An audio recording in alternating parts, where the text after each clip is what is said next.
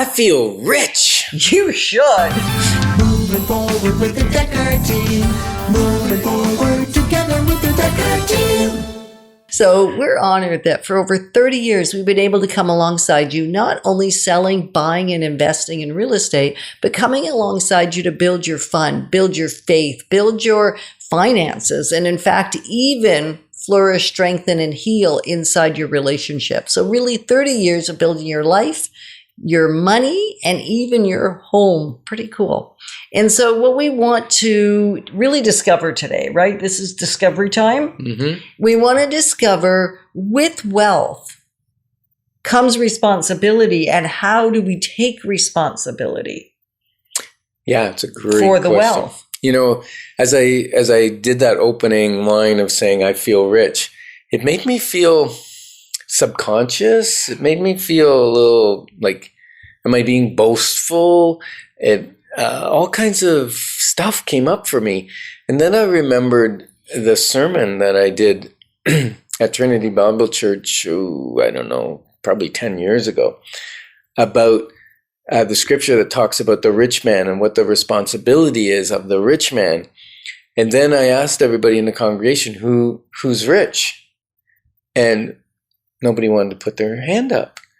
And yet pretty much everybody in North America, if you have a job, if you have coins if you have a car, if you have a garage to put your car in, or if you have coins in your ashtray that you don't need to spend, unless you want a latte or something.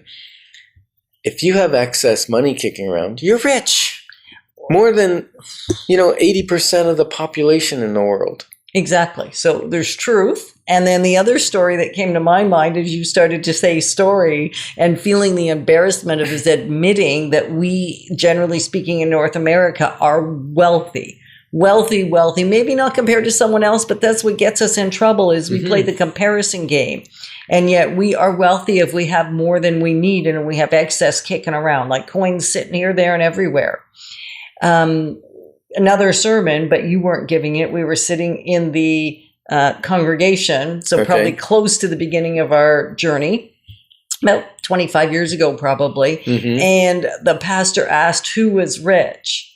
And a couple of kids, ours being one of them, our son, well as another young boy, put their hands up and said, "We are." And the parents, we were okay. We were coming to grips with it, but the other parents were horrified. They were actually clients of ours, and they were very wealthy in comparison to us. And yet the admission, and yet we all ought to be able to say that. Yeah, they were ambassadors. Yeah, and felt awkward. Yeah, that they were kind of pointed out by their son that they were wealthy. And so so if I say if you own a home, you're rich. Okay, would that be okay? You're wealthy. You're wealthy than a lot of even Canadians that are renting. You have more wealth typically. Well, they've proven that again and again, right? Statistically, those that rent versus those that don't will have a higher net worth. Right. So now what do I do with that? Because, if you listen to the story of the talents, and do I have a responsibility to do something with my equity? I'm not supposed to just hide it under a rock. I'm supposed to get interest on it, and so you are getting some growth on it based on market growth, and you're paying down your mortgage. So you're getting a little more growth. Even if right now you're not getting growth because the properties aren't increasing, you're not getting growth that way, but you're still getting growth by mortgage pay down. Right. And you've had growth in the past because we're now assuming, you've owned your home for 5, 10, 15 years. You haven't remortgaged it to pay for a new car and a trip and a snowmobile. Right. You haven't used it as an ATM. Right. Right. So because that's a real risk.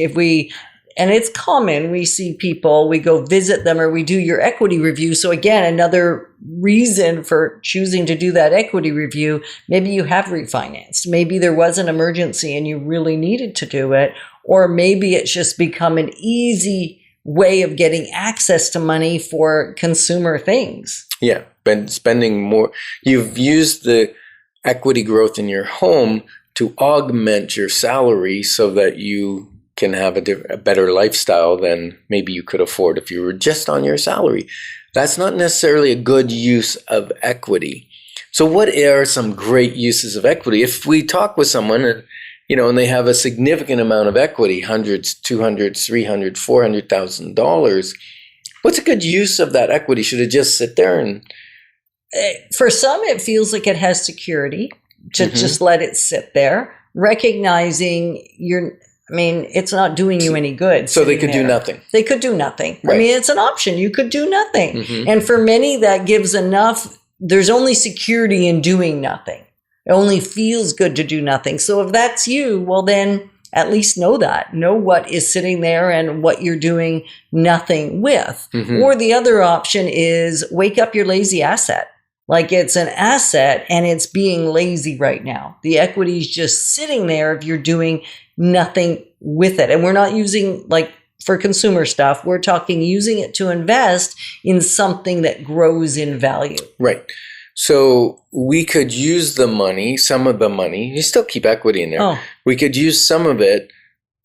When I say we, I mean you could use some of it to buy an investment property. Right. And then you still have the same amount of equity in the market, just divided between two properties. So you increase your leverage again. And we're going to talk about leverage a little more in an investment show.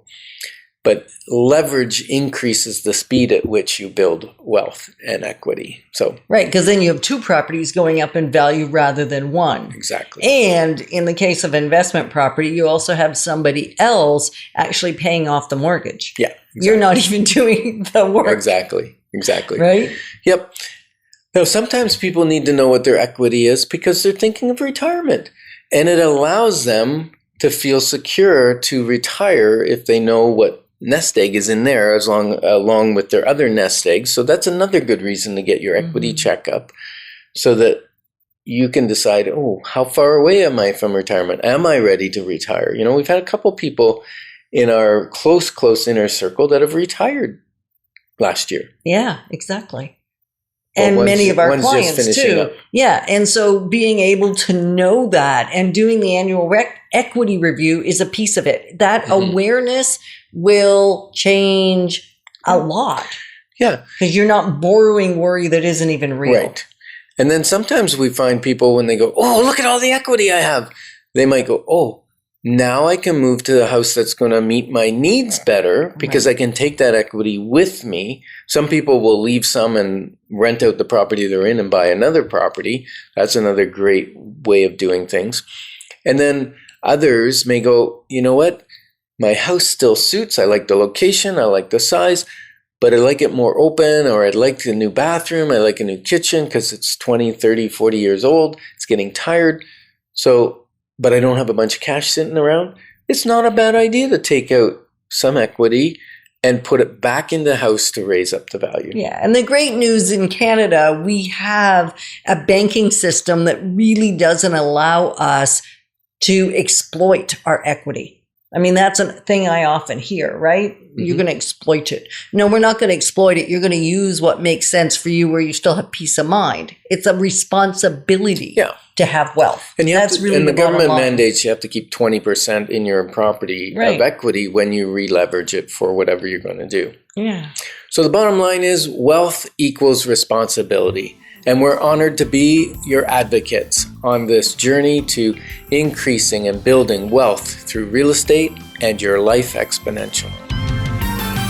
Moving forward with the Dekker Team. Moving forward together with the Dekker Team.